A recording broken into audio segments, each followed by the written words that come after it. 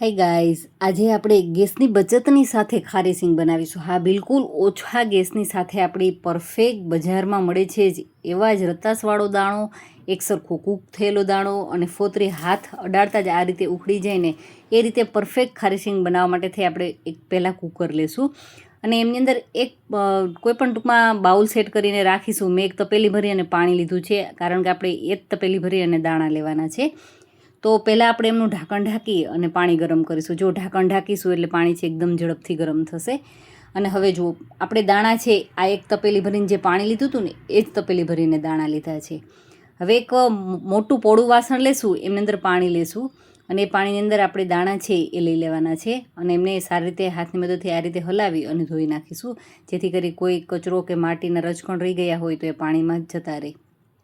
હવે એમાંથી પાણી છે એ કાઢી લેશું અને આપણા દાણા છે એ વળી પાછા તપેલી અંદર લઈ લેવાના છે. અને જો ધૂળનો કોઈ પણ કાચી ગાંગડી ધૂળની હશે ને તો એ પાણીમાં જઈ અને ઓગળી જશે અને પાણીમાં જવાથી દાણાનો કલર છે ને એ પણ સફેદ થવાની પૂરેપૂરી સંભાવના. એટલે આપણી ખારી સિંગ છે એકદમ સરસ કલરવાળી તૈયાર થશે. હવે આપણું પાણી છે એ પણ સારી રીતે ઉકળી ગયું છે, તો એમાં દાણા છે એ બધા લઈ લેશું અને એમની અંદર આપણે એકાદ ચમચી ભરી અને નિમક છે એ લઈ લેશું, જેથી કરી અને દાણાની અંદર સુધી નિમકની ખારાશ પહોંચી જાય એટલા માટે થઈ અત્યારે એક ચમચી નિમક ઉમેર્યું છે. હવે ઢાંકણ ઢાંકી દેશું અને આપણે એમની એક વિસલ લેવાની છે. એટલે 5 મિનિટ હાઈ ફ્લેમ ઉપર રાખીશું, એટલે 5 મિનિટની અંદર આ રીતે એક સીટી છે એમની અંદર વાગી જશે. હવે ગેસની ફ્લેમ આ બેઝ ઉપર બંધ કરી દેશું અને વરાળ નીકળવાની રાહ જોઈશું. આપણી વરાળ છે એ ઓલમોસ્ટ નીકળી ચૂકી છે, એટલે એમનું ઢાંકણ ખોલી લેશું અને જોઈએ તો સરસ મજાના સિંગદાણા ઉપર આવી ગયા છે, એકદમ ફૂલી અને ડબલ સાઇઝમાં થઈ ગયા છે. અને પાણીનો કલર તમે જોયો ને કે એકદમ રતાસવાળો થઈ ગયો છે અને દાણાનો કલર છે એ ચેન્જ થઈ અને સફેદ થવા લાગ્યો છે. આ રીતે કરવાથી ખારી સિંગ છે એક તો ખાવામાં સોફ્ટ તૈયાર થશે, એકદમ કુરકુરી તૈયાર થશે અને કલર છે બિલકુલ બજાર જેવો સફેદ આવશે. એટલા માટે એક વિસલ લઈ લેશું અને હવે એમાં પાણી દૂર કર્યા બાદ દાણા છે વળી પાછા કુકરની અંદર લઈ લેશું. એમની અંદર અડધી ચમચી ભરી અને નિમક નાખી દઈશું. નિમકને સારી રીતે હલાવી મિક્સ કરી લેશું અને વળી પાછું એમનું ઢાંકણ ઢાંકી અને 5 થી 10 મિનિટ માટે આ રીતે રાખી દઈશું, જેથી કરીને શું થાય કે નિમક છે એકદમ સરસ અંદર અને ઉપર સુધી એ ચડી જાય અને ખાવામાં સિંગ છે ખૂબ જ સરસ ટેસ્ટી લાગે. હવે આમાં રહેલું જો નિમકનું પાણી થોડુંક પણ થયું હોય ને તો એ આપણે દૂર કરી દઈએ, એટલે લગભગ આમની અંદરથી 1-1.5 ચમચી જેટલું પાણી નીકળી શકે.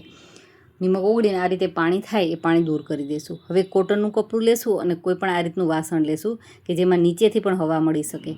તો એક જાડું કોટનનું કપડું લેશું, એમની અંદર પાથરી દેશું અને સિંગદાણા છે બધા જ આમની અંદર સારી રીતે સ્પ્રેડ કરી લેશું, જેથી કરી વધારાનું પાણી છે કપડું એમની અંદરથી શોષી લેશે.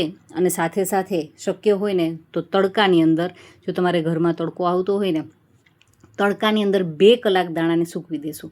આમ કરવાથી શું થશે કે એમાં રહેલો જે ભેજ છે ને દાણાનો એકદમ ઝડપથી દૂર થઈ જશે. મેં 2 કલાક માટે આ રીતે સખત તાપની અંદર રાખી દીધા હતા, તો દાણા સુકાય અને આ રીતના તૈયાર થઈ ગયા છે.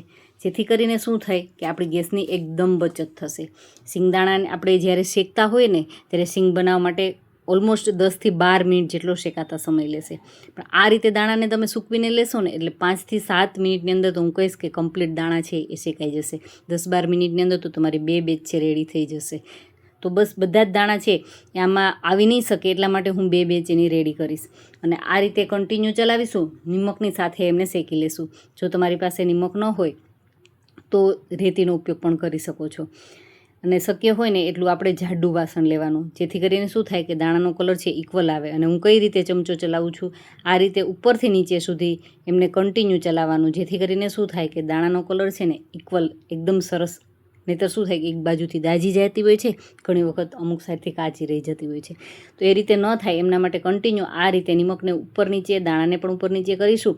4-5 મિનિટની અંદર આ રીતે દાણો ચેક કરી લેવાનો. જો તમને લાગે કે અંદર સુધી ખૂબ જ સરસ કલર અને ફોતરી છે પરફેક્ટ ઉખડી જાય છે, દાણાના 2 ફાડા થઈ જાય, એટલે સમજી લેવાનું કે પરફેક્ટ આપણો દાણો છે એ કૂક થઈ ચૂક્યો છે.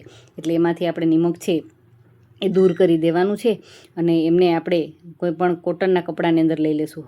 ત્યારે થોડુંક એવું લાગતું હતું કે દાણાનો અંદર સુધી કલર થયો નહોતો. હવે જો ઉપરથી પણ સરસ ગોલ્ડન અને અંદર પણ એમનો કલર ચેન્જ થઈ ગયો છે, મતલબ કે આપણા દાણા પરફેક્ટ શેકાઈ ગયા છે.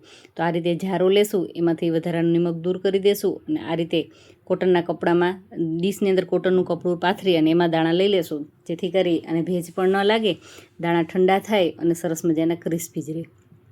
તો આ જ રીતે બધી જ સિંગ છે એ શેકી લેશું. નાની નાની બાબતો ધ્યાનમાં રાખશો ને એટલે તમારી સિંગ પણ એકદમ પરફેક્ટ બજાર જેવી જ તૈયાર થશે. ક્યારેય તમે બજારેથી લાવવાની ડિમાન્ડ નહીં કરો અને બસ શુદ્ધ આપણે ઘરે જ સિંગદાણાની અને એકદમ સસ્તામાં સિંગ છે એ બનાવી શકીએ છીએ. આ રીતે કાચા દાણાનો કલર અને શેકાઈ ગયા બાદ એમનો બંને વચ્ચેનો ડિફરન્સ છે તમે જોયો. તો બસ એ જ રીતે આપણે બીજા જ બેચ છે એ રેડી કરી લેશું. અને જ્યારે શીંગ બનાવીએ ને ત્યારે એક વાતની એ કાળજી રાખવાની કે દાણા છે ને હંમેશા ઇક્વલ સાઇઝના લેવાના. જો નાના મોટા દાણા હોય તો આપણે એમને એક સરખી સાઇઝના કરી લેવાના. એમ કરવાનું કારણ શું છે કે એવી રીતે કરશું ને તો એક સરખા દાણા શેકાશે, નહીંતર શું થાય કે નાનો દાણો દાજી જશે અને મોટા દાણા છે કાચા રહેશે. એટલા માટે થઈ અને દાણાને સરસ એવા ડિવાઈડ કરી નાની મોટી સાઇઝમાં પરફેક્ટ કરી અને ત્યારબાદ જ આપણે સિંગ છે એ શેકવાની છે.